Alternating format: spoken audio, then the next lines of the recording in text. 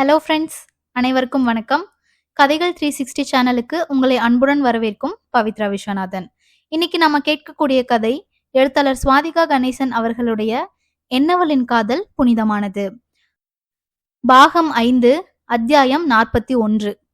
இரவு இந்துவின் அழைப்பிற்கு காத்திருந்த ஆதவன் அவள் நெடுநேரம் அழைக்காமல் இருக்கவும் சோர்ந்து போய் அப்படியே உறங்கி போனான். காலையில் எழுந்து பார்த்த பொழுது அவளிடமிருந்து அழைப்பு எதுவும் வந்திருக்கவில்லை. என்ன ஆச்சு? ஏன் கால் பண்ணல? ஒருவேளை அசதியில தூங்கியிருப்பாளோ? சரி, எழுந்து கால் பண்ணுவா, இல்லனா ஆபீஸ் போயிட்டு நம்மளே கால் பண்ணி பார்க்கலாம் என நினைத்து கொண்டு கிளம்பி அலுவலகம் வந்து விட்டான். சிறிது நேரம் கழித்து இந்துவுக்கு அழைக்கலாம் என நினைத்து போனை கையில் எடுத்த பொழுது பயமும் பதட்டமும் நிறைந்து கையில் மடிக்கணினியை தூக்கி கொண்டு ஓடி வந்தான் ஆகாஷ். எந்த ஒரு பிரச்சனையாக இருந்தாலும் அதை நிதானமாக யோசித்து அதற்கான தீர்வு கண்ட பின் தான் அதை ஆதவனிடம் சொல்லுவான் ஆகாஷ். ஆனால் இன்று அவனின் பயம் நிறைந்த முகத்தை பார்த்த பொழுது ஏதோ தவறாக நடந்துவிட்டது என ஆதவனுக்கு புரிந்தது. என்ன ஆகாஷ், என்னாச்சு? அது சொல்லுடா. இத பாரு என மடிக்கணினியை ஆதவனை நோக்கி வைத்தான் ஆகாஷ். அதில் அமெரிக்காவில் இருக்கும் ஆதவனின் கிளை கம்பெனி பற்றிய நியூஸ் ஓடிக்கொண்டிருந்தது. அந்த கம்பெனியில் வேலை செய்யும் பெண்கள் தங்களுக்கு பாலியல் ரீதியான தொடர் தொந்தரவுகள் இருப்பதாக அந்த நாட்டு மகளிர் உரிமைகள் மன்றத்தில் புகார் கொடுத்திருப்பதாக நியூஸ் ஓடிக்கொண்டிருந்தது. அதைத் தொடர்ந்து அந்த கிளை கம்பெனியை பூட்டி சீல் வைப்பதாக அந்த நாட்டு நீதிமன்றம் தகவல் வெளியிட்டிருந்தது. அதை பார்த்துதான் பயந்து போய் ஆதவனிடம் ஓடி வந்திருந்தான் ஆகாஷ். செய்தியை பார்த்த ஆதவனுக்கு ஒரு நிமிடம் ஒன்றுமே புரியவில்லை. கைகால்கள் எல்லாம் நடுங்க ஆரம்பித்து விட்டது. பாலியல் தொந்தரவு என்ற வார்த்தையை கேட்டாலே அவனுக்கு அவனது பழைய நினைவுகள் வந்துவிடும். அவனது மூளை வேலை நிறுத்தம் செய்துவிடும். அதே போல்தான் இப்போதும் அமர்ந்திருந்தான். ஆகாஷ் அவனை உலுக்கிய பின் தான் தன்னிலை அடைந்தான். இது எப்படி சாத்தியம் ஆகாஷ்? நம்மளோட எல்லா கம்பெனிலையும் பெண்கள் பாதுகாப்புக்குன்னு தனியா குழு இருக்கே, அவங்க அங்க என்னதான் பண்ணிட்டு இருக்காங்க? இவ்வளவு தூரம் போய் கம்பெனி சீல் வைக்கிற அளவு கொண்டு வந்து விட்டு இருக்காங்க. என்ன ஆகாஷ் இதெல்லாம்? என்ன நடக்குது அங்க? ஆதவனின் கோபத்தை பார்த்த ஆகாஷுக்கு பயமாக இருந்தது. நீ கொஞ்சம் பொறுமையா இராதவா, அங்க இருக்க நம்ம லீகல் டீம் கிட்ட பேசியிருக்கேன். அவங்க கொஞ்ச நேரத்துல கால் பண்றேன்னு சொல்லியிருக்காங்க. ஆகாஷ், இதனால நம்ம ப்ரொடக்ஷன் ரொம்ப பாதிக்கப்படும். அது போக இந்த குற்றச்சாட்டு உண்மையா இருந்தா இத்தனை நாள் நம்ம சேர்த்து வச்ச நல்ல பேர் எல்லாம் ஒரு நொடியில காணாம போயிரும். இப்பதான் என்னோட கடந்த கால நினைவுகள்ல இருந்து நான் கொஞ்சம் கொஞ்சமா மீண்டு வரேன். இப்ப போய் என் கம்பெனில இப்படி நடக்கணுமா சொல்லு? டே ஆதவா, என்னடா பேசுற? நீயா தப்பு பண்ண? யாரோ ஏதோ பண்ணா அதுக்கு நீ எப்படி பொறுப்பாக முடியும் சொல்லு? நான் தான் சொல்றேன்ல, நீ கொஞ்சம் பொறுமையா இரு ப்ளீஸ். இல்ல ஆகாஷ், உனக்கு புரியல. வேற எது மூலமா பிரச்சனை வந்திருந்தாலும் அதை நம்ம ஈஸியா ஃபேஸ் பண்ணலாம். ஆனா இது ரொம்ப கஷ்டம். நீ யோசிச்சு பாரு, அந்த நாட்டுல நம்ம பிரான்ச் ஓபன் பண்ண எவ்வளவு கஷ்டப்பட்டோம். ஒரு நொடியில எல்லாம் போச்சுடா என தலையில் கை வைத்து அமர்ந்து விட்டான் ஆதவன். அவனை தேற்ற முடியாமல் ஆகாஷ் தளர்ந்து போய்விட்டான். அப்போது சரியாக ஆதவனுக்கு போன் வந்தது. எடுத்து ஹலோ என்றான். அந்த பக்கம் பேசியவர்கள் சொன்னதை கேட்டு ஆதவன் ஓங்கி குத்தியதில் அவன் கண்ணாடி மேஜை சுக்குநூறாக உடைந்து போனது. அத்தியாயம் 42. ஆகாஷ் ஆதவன் இருவரும் பேசிக் கொண்டிருக்கும் போதே ஆதவன் போன் அடித்தது. லீகல் டீம் தான் அழைக்கிறார்கள் என நினைத்து போனை எடுத்தான் ஆதவன். ஆனால் அதில் அழைத்திருந்தது பிரிட்டோ. அவன் பெயரை பார்த்து ஆதவனுக்கு முகம் சிவந்து போனது. இவன் எதுக்கு இப்ப எனக்கு ஃபோன் பண்றான்? என்ன ஆதவா, இது கூடவா உனக்கு புரியல? நம்ம அங்க கம்பெனி ஆரம்பிச்ச அப்பவே அவன் பிரச்சனை கொடுத்தான். நம்ம கம்பெனி வளர்ச்சியை தடுக்க ஏதேதோ பண்ணி பார்த்தான். ஒன்னும் நடக்கல. இப்ப நடந்த விஷயத்த கேள்விப்பட்டு இருப்பான். அவனுக்கு ரொம்ப சந்தோஷமா இருந்திருக்கும். அதான் அதை சொல்லி காட்டி நம்மளை வெறுப்பேத்தலான்னு கால் பண்றான். இப்ப இவன் கால் நமக்கு முக்கியம் இல்ல ஆகாஷ். நான் அட்டன் பண்ணல. இல்ல ஆதவா, அட்டன் பண்ணு. அவன் என்னதான் சொல்றான்னு கேட்கலாம். சரி. ஹலோ ஹலோ ஆதவன் சார், எப்படி இருக்கீங்க? கண்டிப்பாக நல்லா இருக்க மாட்டீங்கன்னு தெரியும். ஏன்னா உங்கள் கம்பெனி பற்றின நியூஸ் தான் எல்லா பக்கமும் ஓடிட்டு இருக்கு. நானும் இப்போ தான் பார்த்தேன். அதான் உங்களுக்கு ஆறுதல் சொல்லலான்னு கால் பண்ணேன். உன் ஆறுதல் எனக்கு தேவையில்லை பிரிட்டோ. நீ எல்லாம் ஆறுதல் சொல்கிற அளவு நான் ஒன்றும் அவ்வளோ வீக்கான ஆள் கிடையாது. அது சரிதான், யாரோ ஒரு வீட்டு பொண்ணுக்கு தானே அப்படி நடந்திருக்கு. நீ கல்யாணம் பண்ணி இந்தியாவிலேருந்து கூட்டிகிட்டு வந்து வச்சிருக்கிய அழகான ஒரு பொண்ணு, அவள் பேர் இந்து. அவங்களுக்கு இப்படி நடந்திருந்தா கூட இப்படி தான் கூலாக பேசுவியா ஆதவன்? அவ்வளவுதான். ஆதவனுக்கு எங்கிருந்துதான் அவ்வளவு கோபம் வந்ததோ தெரியவில்லை. அவன் ஓங்கி குத்தியதில் அவன் ஆசையாக வடிவமைத்த கண்ணாடி மேஜை நொறுங்கி போனது. அத்துடன் போனையும் தூக்கி எறிந்திருந்தான். கோபத்தில் ஆதவன் கத்தியதை பார்த்து அலுவலகத்தில் இருந்த அனைவரும் ஒரு நிமிடம் ஸ்தம்பித்து போய்விட்டனர். இதுவரை இவ்வளவு ஆக்ரோஷம் நிறைந்த ஆதவனை ஆகாஷ் கூட பார்த்ததில்லை. எப்படியோ அவனை கட்டுப்படுத்தி வீட்டுக்கு அழைத்து வந்து விட்டான். அப்போதும் கோபம் தீராமல் நடுங்கிக் கொண்டு அமர்ந்திருந்தான் ஆதவன். அவன் தோள் மேல் ஆதரவாக கை வைத்தான் ஆகாஷ். Relax Aadhava please. இல்லை ஆகாஷ், அவனுக்கு என் கையால் தான் சாவு. நீ வேணா பார். எவ்வளவு தைரியம் இருந்தா ஏன் இந்துவை பத்தி அப்படி சொல்லுவான்? எனக்கு இன்னொரு டவுட் இருக்காதவா, இவன் தான் ஏதோ பிளான் பண்ணி நம்ம கம்பெனி சீல் வைக்கிற அளவு கொண்டு வந்திருப்பானோன்னு தோணுது. வாய்ப்பு நெறைய இருக்கு. இரு, லீகல் டீம் கால் பண்றாங்க, பேசிட்டு வரேன், நீ கொஞ்சம் அமைதியா இரு என்று சொல்லிவிட்டு அலுவலக அறைக்குள் ஓடினான் ஆகாஷ். பிரிட்டோ இந்துவை பற்றி சொன்னதிலிருந்து ஆதவன் மனதிற்குள் அவளை பற்றிய எண்ணமே ஓடிக்கொண்டிருந்தது. அவள் ஏன் கால் பண்ணல? அவளிடம் பேச வேண்டும் என தோன்றிக் கொண்டே இருந்தது. போனை தேடியவனுக்கு அப்போதுதான் அதை உடைத்து போட்டது நினைவுக்கு வந்தது. அறைக்கு சென்று வேறு போனை எடுத்து வரலாம் என நினைத்தான். அதற்குள் ஆகாஷ் அங்கு வந்து சேர்ந்தான். ஆதவா, லீகல் டீம் கிட்ட பேசிட்டேன், நம்ம உடனே அமெரிக்கா போகணும். என்னடா சொல்ற? நம்ம எப்படி போக முடியும்? இல்லாதவா, இது கொஞ்சம் சென்சிட்டிவான நியூஸ். ஸோ நம்ம வந்தா நல்லா இருக்கும்னு லீகல் டீம் ஃபீல் பண்றாங்க. அதுதான். அது போக அந்த பெண்களை யாரோ மிரட்டி புகார் குடுக்க வச்சிருப்பாங்கன்னு சந்தேகப்படுறாங்க. நமக்கும் அந்த பிரிட்டோ மேல ஏற்கனவே சந்தேகம் இருக்கு. ஸோ நம்ம போறது சரியா இருக்கும்னு தோணுது. கண்டிப்பா போகலாம் ஆகாஷ். நீ டிக்கெட் செக் பண்ணு. ஆல்ரெடி பார்த்துட்டேன். இப்ப ஏர்போர்ட் போனா சரியா இருக்கும். நான் போய் பேக் பண்ணி எடுத்துக்கிட்டு வரேன். நீயும் பேக் பண்ணு, கிளம்பலாம். அடுத்த 10வது நிமிடம் இருவரும் கிளம்பி விட்டனர். அங்கு சென்று பிரச்சனையை முடித்துவிட்டு கனடா வர எவ்வளவு நாள் ஆகும் என்று தெரியவில்லை. இந்து வந்தாலும் இங்கு அவள் தனியாக தான் இருக்க வேண்டும் என யோசித்து அவளுக்கு போன் பேசும் முடிவை தள்ளி போட்டான் ஆதவன். அங்கு இந்து வேறு எதையோ நினைத்து கொண்டு ஆதவனுடன் பேசாமல் இருக்கிறாள். இங்கு ஆதவன் வேறு காரணங்களுக்காக அவளுடன் பேசாமல் இருக்கிறான். என்ன நடக்கும் இவர்கள் வாழ்க்கையில்? பார்க்கலாம். அத்தியாயம் 43. ஆதவன் அவன் இல்லாத போது இந்து கனடா வந்து என்ன செய்ய போகிறாள்? இவ்வளவு பெரிய வீட்டில் அவளால் தனியாக சமாளிக்க முடியாது. முக்கியமான விஷயமாக அமெரிக்கா செல்கிறோம். அங்கு வேலை முடிய எவ்வளவு நாள் ஆகும் என்பதும் தெரியாது. அதுவரைக்கும் அவள் பாதுகாப்பாக இந்தியாவில் அவள் வீட்டில் இருப்பதுதான் சரி என்று அவனாக நினைத்து கொண்டு அமெரிக்கா செல்ல தயாராகிவிட்டான். இதுபோல இங்கு பிரச்சனை என்பதை மட்டுமாவது இந்துக்கு அழைத்து சொல்லியிருக்கலாம். ஆனால் அவன் இருந்த பரபரப்பில் அது அவனுக்கு தோன்றவில்லை. அவன் இப்படி என்றால் இந்து அதற்கு ஒருபடி மேலே போய் ஆதவன் தன்னை பிடிக்காமல் எப்போது வாய்ப்பு வரும் என்று காத்து கொண்டிருந்தது போலவும், அது ராமன் மூலமாக வந்தவுடன் தன்னை அனுப்பி வைத்து விட்டது போலவும் நினைத்து கொண்டு, இனி தன் வாழ்க்கை அவ்வளவுதான் என்று நினைத்து கொண்டு நத்தை ஓட்டுக்குள் தன்னை சுருக்கிக் கொள்வது போல தன் அறைக்குள் சுருண்டு போனாள். ஆதவன் அமெரிக்கா சென்று 1 மாதம் கழித்திருந்தது. வந்ததிலிருந்து அவனுக்கும் ஆகாஷுக்கும் மூச்சு விடக்கூட நேரமில்லை. புகார் கொடுத்திருந்த பெண்கள் அனைவரும் சமீபத்தில்தான் அவன் நிறுவனத்தில் பணியில் சேர்ந்திருந்தனர். தங்களுக்கு இப்படி ஒரு பிரச்சனை என்பதை முதலில் நிறுவனத்தில் இருக்கும் மேல் அதிகாரிகளிடம் சொல்லாமல் நேரடியாக மகளிர் மன்றத்தில் புகார் அளித்திருந்தனர். அதுதான் ஆதவனுக்கு முதல் சந்தேகமாக இருந்தது. அமெரிக்கா வந்ததிலிருந்து அவனுடைய லீகல் டீமை சேர்ந்த ஆட்களுடன் சேர்ந்து அந்த பெண்களின் பின்புலத்தை விசாரித்து நிறைய தகவல்கள் சேகரித்து கொண்டான். ஆகாஷ் அவன் பங்குக்கு கம்பெனியில் அந்த பெண்களின் வேலை எப்படி இருந்தது, அவர்களின் செயல்பாடுகள் என்ன, அவர்கள் தொடர்பு கொண்ட ஆட்கள் யார் யார் என்ற தகவல்களை ஆதாரத்துடன் சேமித்து கொண்டான். ஆகாஷ் ஆதவன் இருவரும் சேமித்த தகவல்களை வைத்து பார்க்கும்போது இதற்கு பின்னால் பிரிட்டோ இருப்பது தெளிவாக தெரிந்தது. ஆனால் அவன்தான் இவர்களுக்கு மூளை என்பதற்கான ஆதாரம் கிடைக்கவில்லை. அதற்காக தான் அலைந்து கொண்டிருந்தனர். இந்த வேளையில் இந்துவை பற்றி சுத்தமாக மறந்து போயிருந்தான் ஆதவன். 1 மாதம் வரை இந்து இருந்ததை வசந்தி பெரிதாக எடுத்துக்கொள்ளவில்லை. ஆனால் அவள் முகத்தில் தெரிந்த சோர்வும், அவள் சரியாக சாப்பிடாமல் யாருடனும் சரியாக பேசாமல் இருப்பது அவர் மனதை அரித்துக் கொண்டே இருந்தது. காலையில் எழுந்து வருவாள், ஏதோ சாப்பிடுகிறேன் என்ற பெயருக்கு கொறித்துவிட்டு அலுவலகத்திற்கு சென்று விடுவாள்.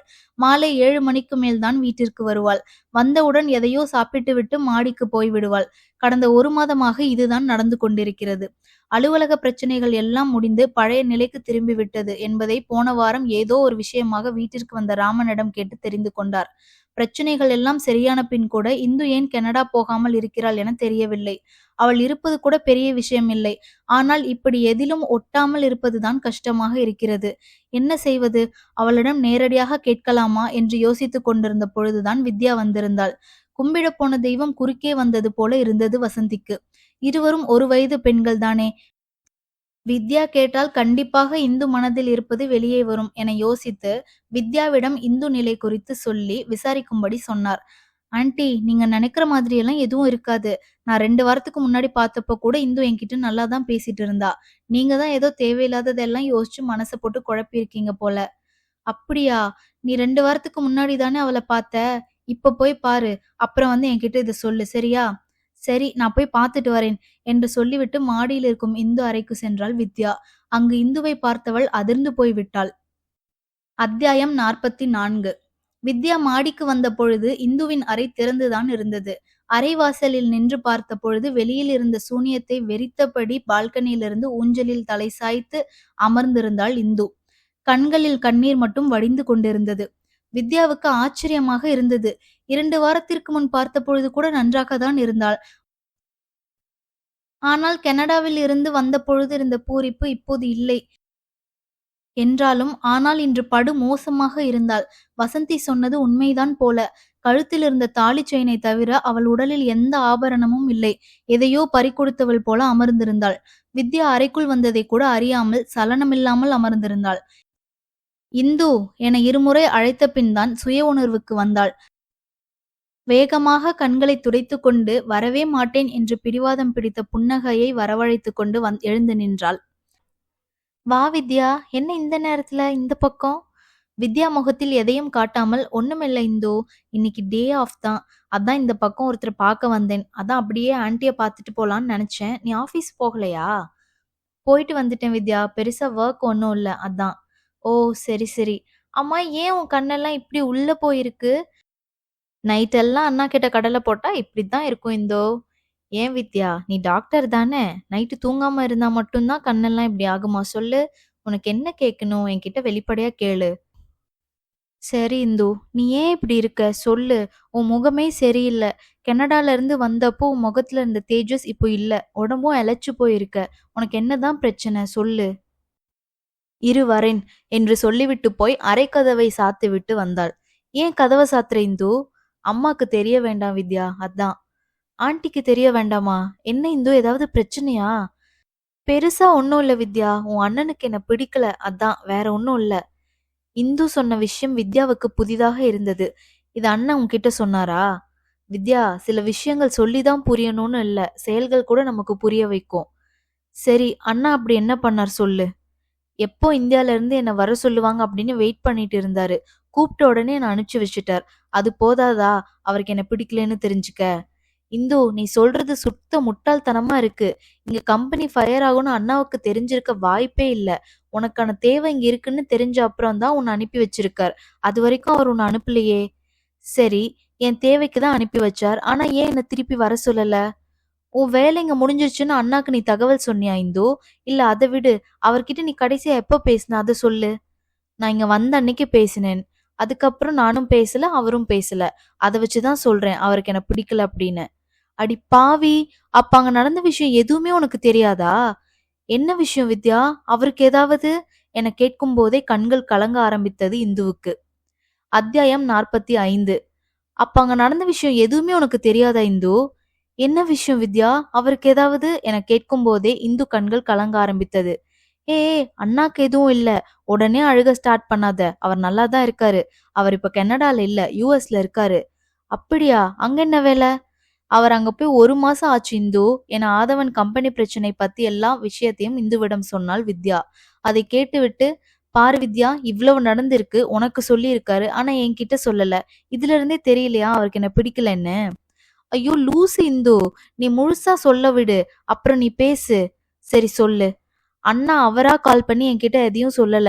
அப்பா அண்ணா பேர்ல ஒரு லேண்ட் வாங்கியிருந்தார். அது இப்ப நல்ல விலைக்கு போகுது. சோ அதை சேல் பண்ணலான்னு நினைச்சார். அதுக்கு சைன் பண்ண அண்ணா வரணும்ல, அதை பத்தி கேட்கதான் நான் அண்ணாக்கு ஃபோன் பண்ணேன். ஆனா எப்பவும் போல அவர் எடுக்கல.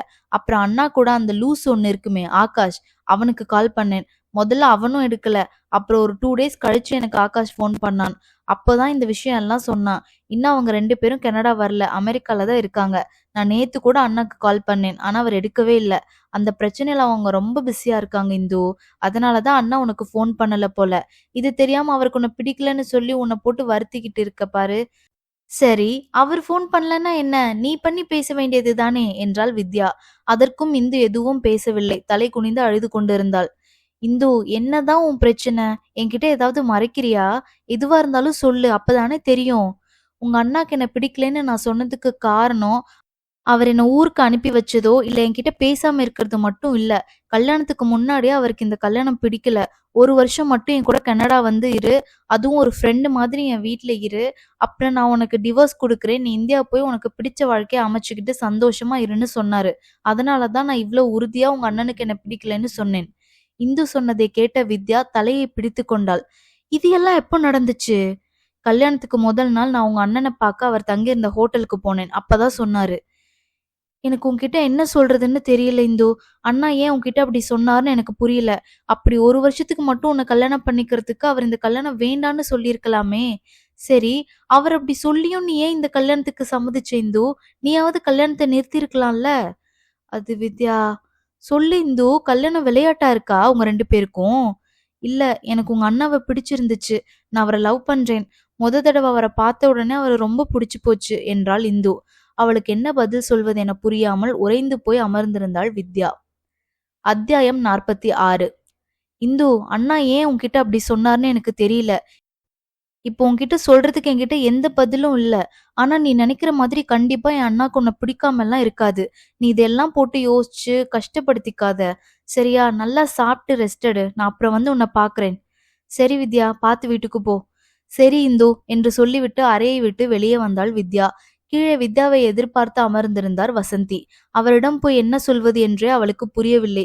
கீழே வந்த வித்யாவை அருகில் ஓடி வந்து, என்ன வித்யா, அவ ஏதாவது சொன்னாளா? ஆன்ட்டி, நீங்க நினைக்கிற மாதிரி அவளுக்கு ஒரு பிரச்சனையும் இல்ல. அவ அண்ணாவை பார்க்க முடியாத கவலையில தான் அப்படி இருக்கா. அப்ப கிளம்பி போக வேண்டியது தானே. போய் அவ புருஷன் கூட சந்தோஷமா இருக்க வேண்டியது தானே வித்யா. அவளை யார் இங்க பிடிச்சு வச்சிருக்கா? இங்க அவ வந்த வேலை முடிஞ்சு போச்சு. அப்புறம் எதுக்கு இங்க இருந்து அவனை பார்க்க முடியாம கஷ்டப்படணும்? நீங்க சொல்றது சரிதான் ஆண்டி. ஆனா அண்ணா இப்போ கனடால இல்ல. ஒரு வேலை விஷயமா அமெரிக்கா போயிருக்காங்க. அதனாலதான் இந்து கனடா போகாம இங்க இருக்கா. அப்படியா? நான் கூட என்னமோ ஏதோ அப்படின்னு பயந்து போயிட்டேன் வித்யா. சரி, அவன் கனடா வந்த அப்புறம் கிளம்பி போனா ஆச்சு. அதுக்கு துக்கம் தொண்டையை அடைக்கிற மாதிரி இருக்கணுமா என்ன? அவன் பெரிய கம்பெனி வச்சு நடத்துறான். அங்க இங்க வேலை மாத்தி செய்ய வேண்டியது இருக்கும். விட்டுட்டு இருக்க மாதிரி தான் இருக்கும். அதுக்கு போய் இப்படி சாப்பிடாம சரியா தூங்காம இருந்தா எல்லாம் சரியாகிருமா என்ன? இவ படிச்ச பொண்ணு தானே. இவளும் ஒரு கம்பெனி வச்சு நடத்துறா தானே. இது கூடவா அவளுக்கு தெரியாது? அப்படி இல்ல ஆண்டி, அவங்க புதுசா கல்யாணம் ஆனவங்க இல்லையா, அதான் இப்படி. அதுக்கு என்ன பண்றது வித்யா? நான் கூட இவளுக்கும் அண்ணனுக்கும் ஏதோ பிரச்சனை போல, அதான் இவ கோவமா இருக்கா போல நினைச்சு பயந்து போயிட்டேன். இப்ப நீ சொன்ன அப்புறம் தான் நிம்மதியா இருக்கு.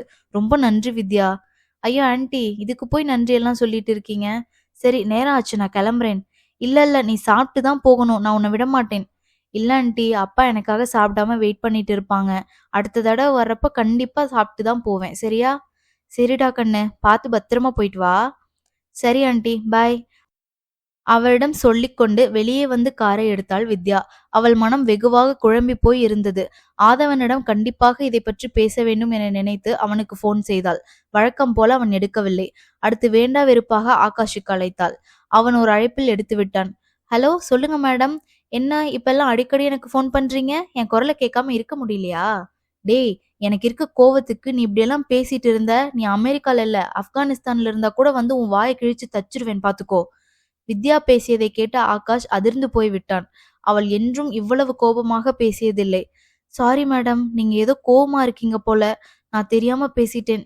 சரி சொல்லுங்க, உங்களுக்கு இப்ப என்ன வேணும்? என் அண்ணா தான் வேணும். நான் அவர்கிட்ட உடனே பேசணும். அது ரொம்ப கஷ்டம். அவர் மீட்டிங்ல இருக்காரு. அதுவும் ரொம்ப முக்கியமான மீட்டிங். இப்ப அவர் பேச மாட்டார். அது தலை போற விஷயமா இருந்தாலும் பரவாயில்ல. நான் பேசியே ஆகணும். போய் போனை கொடுங்க. வித்யா பேசியதை வைத்து அங்கே ஏதோ பிரச்சனை போல என நினைத்து கொண்டு ஆதவன் இருந்த அறைக்குள் போனான் ஆகாஷ். அத்தியாயம் 47.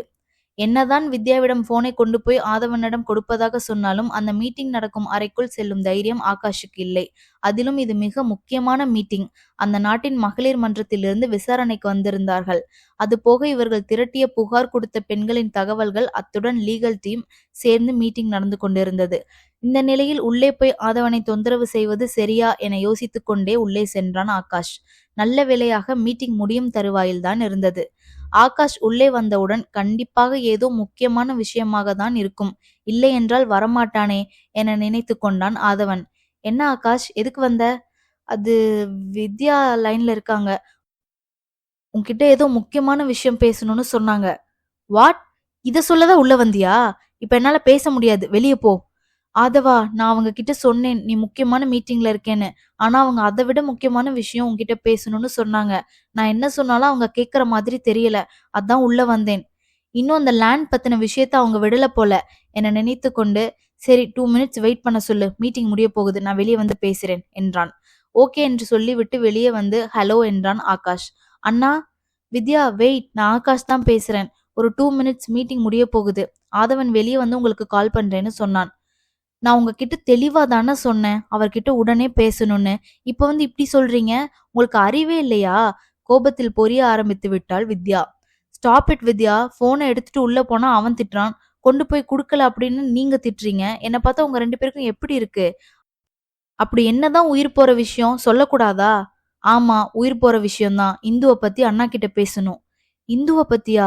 ஏன் அவங்களுக்கு என்ன? ஆகாஷ் அதை கேட்டுக்கொண்டிருக்கும் போதே ஆதவன் மீட்டிங் முடிந்து வெளியே வந்து விட்டான். இருங்க, உங்க அண்ணா வந்தாச்சு பேசுங்க என்று சொல்லிவிட்டு உள்ளே போய் விட்டான் ஆகாஷ். சொல்லு வித்யா, என்ன விஷயம்? அண்ணா, உங்களுக்கு இந்துவ பிடிக்கலையா? வாட்? நான் எப்ப அப்படி சொன்னேன்? அப்புறம் ஏன் அவளை ஊருக்கு அனுப்பி வச்சீங்க? வித்யா, நானா அனுப்பி வைக்கல. அவங்க கம்பெனில ப்ராப்ளம், ஊருக்கு போகணும்னு சொன்னா. சோ டிக்கெட் புக் பண்ணி அனுப்பி வச்சேன். சரி, ஏன் அவகிட்ட 1 மாசமா பேசல?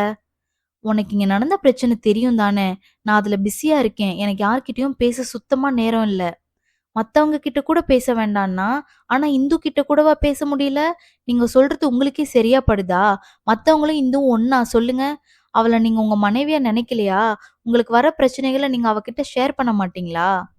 வித்யா, இப்போ இந்துவுக்கு என்ன பிரச்சனை? ஏன் அவளை பத்தி பேசிட்டு இருக்க? எனக்கு புரியல. அண்ணா, இன்னும் கொஞ்ச நாள் நீங்க இந்து கிட்ட பேசாம இருந்தா அப்புறம் அவளை நீங்க உயிரோட பார்க்க முடியாது. இதுக்கு மேல உங்க இஷ்டம் என்று சொல்லிவிட்டு கோபத்தில் போனை வைத்து விட்டாள் வித்யா. அத்தியாயம் 48.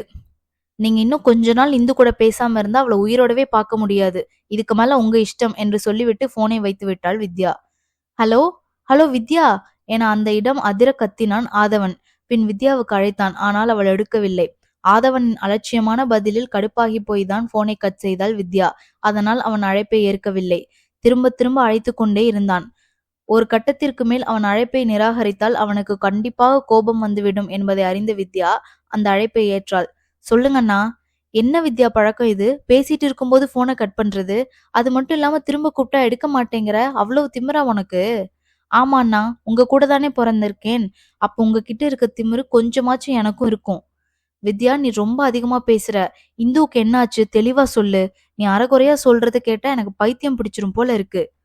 நான் இன்னைக்கு இந்து வீட்டுக்கு போனேன்னா வசந்தி ஆண்டியை தான் பார்க்க போனேன்.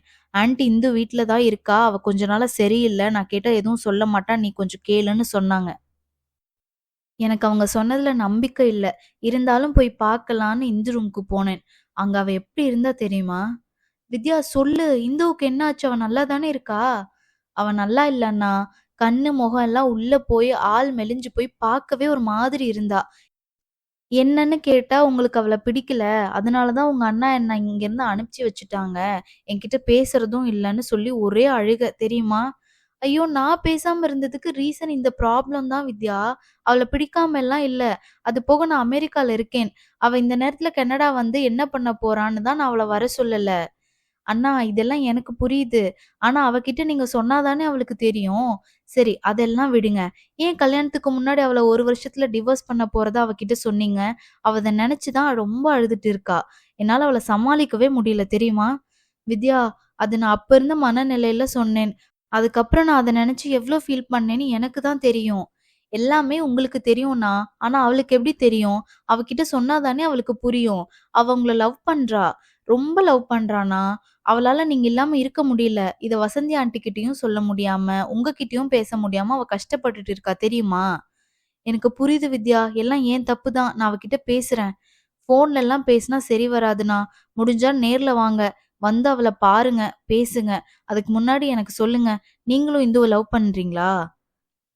அத்தியாயம் 49. நீங்க இந்து கிட்ட வந்து பேசுறதுக்கு முன்னாடி என் கேள்விக்கு பதில் சொல்லுங்கண்ணா. நீங்க இந்துவ லவ் பண்றீங்களா? தங்கையின் கேள்விக்கு மனதிற்குள் சிரித்துக் கொண்டான் ஆதவன். பின், அவ இல்லாம நான் இல்ல வித்யா. அந்த அளவுக்கு அவள விரும்புறேன். அவ தான் என் உயிர், உலகம் எல்லாமே. என் காதல சொல்லதான் அன்னைக்கு அவளை எனக்கு பிடிச்ச இடத்துக்கு கூட்டிட்டு போனேன். நான் என் மனசுல இருக்க விஷயத்த சொல்ல போற நேரத்துல தான் அவளுக்கு இந்தியால இருந்து போன் வந்தது. அது என்னோட கெட்ட நேரம்னு தான் சொல்லணும். அப்ப அவ இருந்த மனநிலையில என்னால அவகிட்ட எதையுமே சொல்ல முடியல. ஏர்போர்ட்ல டிராப் பண்றப்ப கூட சீக்கிரம் வந்துரு, என்னால உன்னை விட்டுட்டு இருக்க முடியாதுன்னு சொல்லிதான் அனுப்புனேன். அவ அதையெல்லாம் மறந்துட்டு நான் ஃபோன் பண்ணாததை நினைச்சு மட்டும் ஃபீல் பண்ணிட்டு இருக்கா. நான் என்ன பண்றது சொல்லு? அட கடவுளே! 2 பேரும் ஒருத்தர் மேல ஒருத்தர் இவ்ளோ பாசம் வச்சிருக்கீங்க. ஆனா இப்படி பிரிஞ்சு கஷ்டப்படணும்னு இருக்கு. என்ன சொல்றது?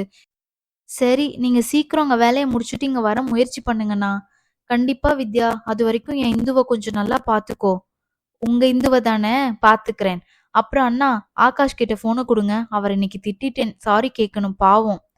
அவன் அதெல்லாம் மனசுல ஒண்ணும் வச்சுக்க மாட்டான் வித்யா. இருந்தாலும் நம்ம கிட்ட வேலை பாக்குறோம், அதனாலதான் நம்மள இப்படி திட்டுறாங்கன்னு அவர் நினைக்க கூடாதுண்ணா, அதுக்குதான். சரி இரு, குடுக்கிறேன் என ஆகாஷை அழைத்து போனை அவனிடம் கொடுத்துவிட்டு அங்கிருந்து நகர்ந்து போனான் ஆதவன். ஹலோ, சொல்லுங்க மேடம். இன்னும் ஏதாவது திட்ட பேலன்ஸ் இருக்கா என்ன? இல்லங்க, சாரி. நான் அப்ப ரொம்ப கோவமா இருந்தேன். அதான் அப்படி பேசிட்டேன். மனசுல எதையும் வச்சுக்க வேண்டாம், சரியா? மனசுல ஒண்ணு வச்சிருக்கிறதுனால தான் நானும் அமைதியா இருக்கேன். இல்லன்னா எங்களுக்கும் திருப்பி திட்ட தெரியும். என்ன மனசுல வச்சிருக்கீங்க? எனக்கு புரியல. ஆ, உன்னதான் வச்சிருக்காங்க. அதெல்லாம் ஒண்ணும் இல்ல, விடுங்க. நான் எதுவும் நினைக்கல. நீங்க சாரி எல்லாம் கேட்க வேணாம். வேற எதுவும் இல்லைன்னா நான் போனை கட் பண்ணவா? சரிங்க, நான் அப்புறம் பேசுறேன் என்று சொல்லிவிட்டு போனை வைத்தாள் வித்யா. முதல் முறையாக அவள் மனதில் ஆகாஷை பற்றி ஒரு சலனம் எழுந்தது. ஆனால் அந்த நினைப்பை தள்ளி வைத்துவிட்டு காரை எடுத்துக்கொண்டு வீட்டிற்கு கிளம்பினாள். வித்யா கிளம்பிய பின் நீண்ட நேரம் பால்கனியில் அமர்ந்து யோசித்துக் கொண்டிருந்தாள் இந்து. வித்யா சொன்ன மாதிரி அவருக்கு அங்க ஆபீஸ் பிரச்சனை போல இருக்கு. அதனாலதான் அவர் எனக்கு ஃபோன் பண்ணல. நான் தான் அவரை தப்பா நினைச்சிட்டேன். ஏற்கனவே அவர் பண்ணாத தப்புக்கு தண்டனை அனுபவிச்சு இன்னும் அதுல இருந்து வெளியே வர முடியாம தவிச்சிட்டு இருக்காரு. இப்ப அவர் கம்பெனில இப்படி ஒரு பிரச்சனை. இந்த மாதிரி நேரத்துல தான் நம்ம அவர் கூட இருக்கணும் என யோசித்தாள். பின் தெளிவான ஒரு முடிவுடன் படுத்து விட்டாள். அன்று இரவு அவளுக்கு உறக்கம் நன்றாக வந்தது. அத்தியாயம் 50. அடுத்த நாள் காலை எழுந்ததும் முதல் வேளையாக ரவி வீட்டிற்கு கிளம்பி சென்றாள் இந்து. ஏய் வாமா இந்து, என்ன இவ்வளவு காலையில இங்க வந்திருக்க? சொல்லப்போனா நீ கனடால இருந்து நேரா இங்கதான் வந்திருக்கணும். ஆனா அம்மா வீட்டுக்கு போயிட்ட. என்ன மாமா இப்படி சொல்றீங்க? நீங்க தானே வந்த அன்னைக்கு நைட்டு நான் எங்க வீட்ல டிராப் பண்ணீங்க. இப்ப இப்படி சொல்றீங்க பாத்தீங்களா? அடடே, சும்மா விளையாட்டுக்கு சொன்னேன் இந்தோ. நீ அங்க இருந்தா என்ன, இங்க இருந்தா என்ன, எல்லாம் நம்ம வீடு தானே. சரி, நீ ஏன் இந்து இப்படி இளைச்சு போயிட்ட? சாப்பிடுறது இல்லையா? இல்ல மாமா, நல்லாதான் இருக்கேன். யாரு, நீ நல்லா இருக்கியா? உன் மாமாவை வேணாலும் ஏமாத்தலாம். ஆனா நான் டாக்டர், என்ன ஏமாத்த முடியாது என்றபடி அங்கு வந்தாள் வித்யா. ஏதோ இரவு சோகமே உருவாய் பார்த்த இந்துவுக்கும் இப்போது பார்க்கும் இந்துவுக்கும் பெரிய வித்தியாசம் தெரிந்தது. ஆனால் அவளிடம் அதை பற்றி வித்யா எதுவும் கேட்டுக்கொள்ளவில்லை. சரி, அதை விடு வித்யா. எல்லாம் கனடா போனா சரியாய் போயிடும். நீ சொல்லு இந்து, என்ன காலையிலேயே இங்க வந்திருக்க? கம்பெனில ஏதாவது பிரச்சனையா? என்ன விஷயம்? ஐயோ, அதெல்லாம் ஒண்ணும் இல்ல மாமா. சொல்லப்போனா கம்பெனி முன்ன விட இப்ப நல்லாவே போகுது. எனக்கு உங்ககிட்ட இருந்து ஒரு தகவல் வேணும், அதுக்குதான் வந்தேன். சொல்லு இந்து. மாமா, அவர் எந்த ஸ்கூல்ல படிச்சாரு? யாரு, ஆதவனா? ஆமா மாமா, அதுவும் அந்த சம்பவம் நடந்தப்ப அவர் எந்த ஸ்கூல்ல படிச்சாருன்னு தெரியணும். இப்ப எதுக்கு இந்து? அது ஒண்ணும் இல்ல மாமா, அவர் கனடா போயிட்டா அதெல்லாம் மறந்து நிம்மதியா இருப்பார்னு நினைச்சு நீங்க அங்க அனுப்பி வச்சீங்க.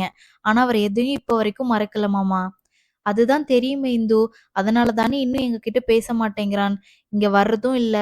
சரி, அப்ப நடந்த சம்பவத்துக்கும் இப்ப நீ ஸ்கூல் பேர் கேக்குறதுக்கும் என்னமா சம்பந்தம், எனக்கு புரியல. இல்ல மாமா, நான் இருந்த நாட்கள்ல வச்சு பார்க்கும்போது அவர் கண்டிப்பா அந்த மாதிரி ஒரு காரியத்தை பண்ணிருக்க மாட்டார். என்னால அதை உறுதியா சொல்ல முடியும். அந்த நேரத்துல ஸ்கூல்ல என்ன நடந்ததுன்னு எனக்கு தெரிஞ்சுக்கணும். அதுக்குதான் ஸ்கூல் பேர் கேட்டேன். அப்ப நடந்த அந்த சம்பவங்கள்ல இருந்து அவர் வெளியே வரணும்னா இப்ப சில வேலைகள் நம்ம பண்ணிதான் ஆகணும். அதுக்குதான் கேட்டேன். சரி இந்து என் ஆதவன் படித்த ஸ்கூல் பெயரை சொன்னார் ரவி. ரொம்ப நன்றி மாமா. என் ஃப்ரெண்டு ஒருத்தி இப்ப அந்த ஸ்கூல்ல தான் ஒர்க் பண்றா. அவ மூலமா ஏதாவது உதவி கிடைக்குதான்னு பாக்குறேன். இன்னும் 2 நாள்ல நான் ஊருக்கு கிளம்புற மாதிரி இருக்குமாமா. அதையும் சொல்லிட்டு போகலான்னு தான் வந்தேன். நான் போயிட்டு வரேன். நல்லபடியா போயிட்டு வா இந்து. உன் மூலமா என் பையனுக்கு நல்லது நடக்கட்டும்.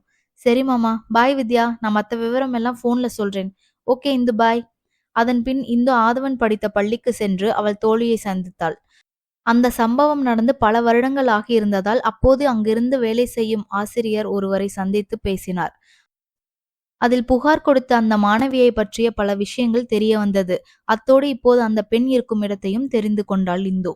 அடுத்து வந்த 2 நாட்களும் பரபரப்பாக கிளம்பி அலுவலகம் போய் வரும் மகளை ஆச்சரியமாக பார்த்தார் வசந்தி. கனடாவில் இருந்து வந்தபொழுது இருந்த அதே துள்ளலுடன் வலம் வந்தாள் இந்து. மகள் சந்தோஷமாக இருந்தால் போதும் என நினைத்த வசந்தி அவளிடம் எதுவும் கேட்டுக்கொள்ளவில்லை. அன்று இரவு உணவின் போது மெதுவாக பேச்சை ஆரம்பித்தாள் இந்து. அம்மா, நாளைக்கு நான் ஊருக்கு கிளம்பலான்னு இருக்கேன்.